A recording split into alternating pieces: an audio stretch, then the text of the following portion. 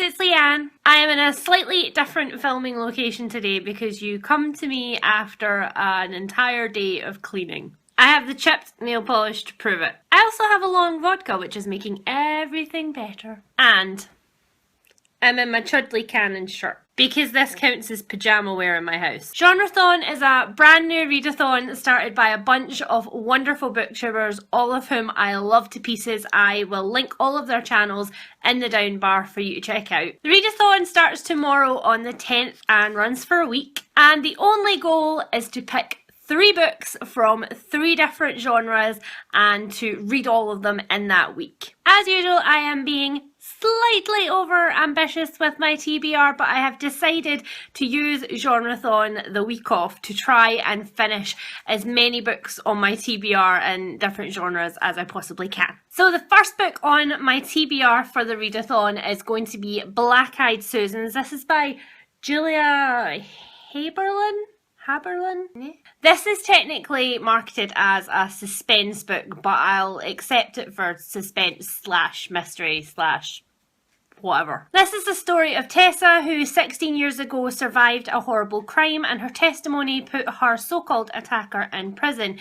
Now that he's on death row all these 16 years later, she thinks that she might have got it wrong. The second book on my TBR for the readathon is Changeless by Gail Carragher. This is the second book in the Parasol Protectorate series, and my bookmark is escaping. I won't say too much about it, seeing as it is the second in a series, but needless to say, it is part urban fantasy, part steampunk, as you probably got from the cover. Alexia Tarabotti is soulless, and that is the title of the first book in the series. She has the ability to touch other supernatural creatures like vampires and werewolves and render them temporarily human. She exists in a pseudo-Victorian society which has some additions. The third book on my TBR is Not the End of the World by Kate Atkinson. I think I mentioned this in a previous Friday Reads video. Not the End of the World is Kate Atkinson's first short story collection, and as you can probably tell from the cover, it is loosely based around some Greek myths. I would say if you took the Greek myths away, you could probably call it literary fiction slash magical realism. The fourth book on my TBR is Harry Potter and the Chamber of Secrets. For those of you keeping score of all of the different editions that have been appearing on my channel recently, this is the US Scholastic brand new paperback box set.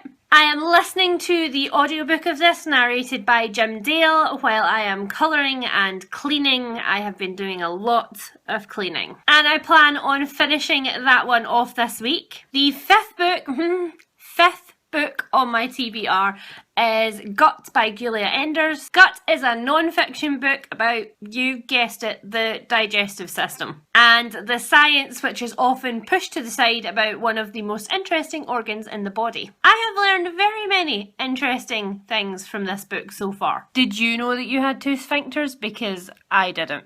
And the final book on my TBR, the sixth book on my TBR for the readathon, is They Do It With Mirrors by Agatha Christie. This is book 6 of the Miss Marple series. I have been absolutely flying through these for the past couple of weeks. I do not know what reignited my obsession for Marple, but I am off like a shot. So those are the 6 books on my TBR for Genrethon. We have got mystery, non-fiction, YA, middle grade children's fantasy, literary fiction slash magical realism short stories, steampunk slash urban fantasy, and thriller-ish. So if I haven't already commented on your Genrethon TBR, please leave it in the comments and let me see. I'm dying to see all of the different ways that everybody is enjoying this readathon, and I will be sure to link as much information as I can in the down bar for you to check out if you want to join in. I'm also hoping to do some vlogging during the readathon, so